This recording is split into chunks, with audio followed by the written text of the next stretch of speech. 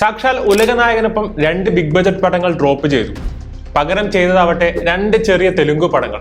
King of കൊത്തയുടെ പരാജയത്തിന് ശേഷം ദുൽഖർ സൽമാൻ കേട്ട പഴി ഇങ്ങനെയാണ്. ഈ കളിയാക്കലുകൾക്കെല്ലാം അയാൾ മറുപടി കൊടുത്തത് ബോക്സ് ഓഫീസിലൂടെയും അവാർഡുകളിലൂടെയുമാണ്. സീതാരാമത്തിന് വേണ്ടി മാറ്റിവെച്ചത് ശങ്കറിന്റെ ഇന്ത്യൻ 2, ലക്കി ഭാസ്കറിന് വേണ്ടി ഒഴിവാക്കിയത് മണിരത്നത്തിന്റെ തഗ്ലെ. What a selection.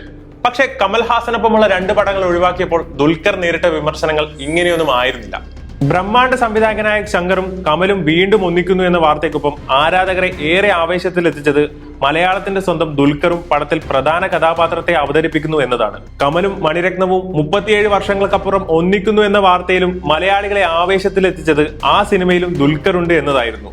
എന്നാൽ ഈ രണ്ട് പടങ്ങളിൽ നിന്നും ഡിക്ക് പിന്മാറി എന്ന വാർത്ത ആരാധകരെ ഏറെ സങ്കടത്തിലാക്കി. കിങ് ഓഫ് കൊത്തയുടെ പരാജയവും പിന്നാലെ രണ്ട് ബിഗ് ബജറ്റ് പടങ്ങൾ കൈവിട്ടു എന്ന വാർത്തയും വിമർശനങ്ങളുടെ എണ്ണവും മൂർച്ചയും കൂട്ടി. കമൽ, ശങ്കർ, മണിരത്നം എന്നിവർക്കൊപ്പവും വലിയ ബാനറുകൾക്കൊപ്പവും വർക്ക് ചെയ്യുന്നതിനേക്കാൾ വലുതാണോ ആ രണ്ട് തെലുങ്ക് ചിത്രങ്ങൾ?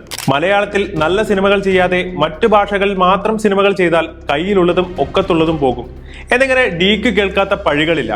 ഒടുവിൽ ഇന്ത്യൻ 2ഉം തഗ് ലൈഫും റിലീസായതോടെ വിമർശിച്ചവരെ കൊണ്ട് തന്നെ തന്റെ തീരുമാനം ശരിയായിരുന്നുവെന്ന് ദുൽഖർ മാറ്റി പറയിപ്പിച്ചു.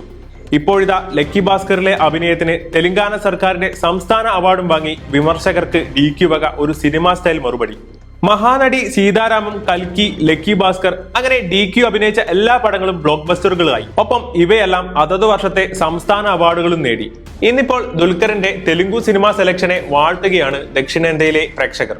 He is not a star, only a star kid എന്ന തരത്തിലുള്ള വിമർശനങ്ങൾ അപ്രസക്തമാക്കിക്കൊണ്ടാണ് ദുൽഖറിന്റെ അടുത്ത പടത്തിന്റെ ഷൂട്ട് തുടങ്ങിയപ്പോൾ തന്നെ OTT ഡീൽസ് നെറ്റ്ഫ്ലിക്സ് സ്വന്തമാക്കിയത്. തെലുങ്കിലെ ഹാട്രിക് വിജയങ്ങൾക്കിടയിൽ മലയാളത്തെ മറന്നുവെന്ന ആരോപണങ്ങളും അടിസ്ഥാനമില്ലെന്നാണ് പുതിയ പ്രൊജക്ടുകളുടെ ലിസ്റ്റ് തെളിയിക്കുന്നത്. RDX സംവിധായകൻ നഹാസിന്റെ അയാം ഗെയിം, സൗബിൻ ഷാഹിറിനൊപ്പമുള്ള സിനിമ, സമീർ താഹിർ പ്രൊജക്ട്, അങ്ങനെ നീളുന്നു വരാനിരിക്കുന്ന മലയാളം സിനിമകൾ. അഭിനയം മാത്രമല്ല, സ്വന്തം പ്രൊഡക്ഷൻ കമ്പനിയായ വേഫാററിന്റെ പ്രൊഡക്ഷൻ ഡിസ്ട്രിബ്യൂഷൻ ലിസ്റ്റിൽ പ്രതീക്ഷ വെക്കാവുന്ന ഒരു പിടി നല്ല ചിത്രങ്ങളുമുണ്ട്.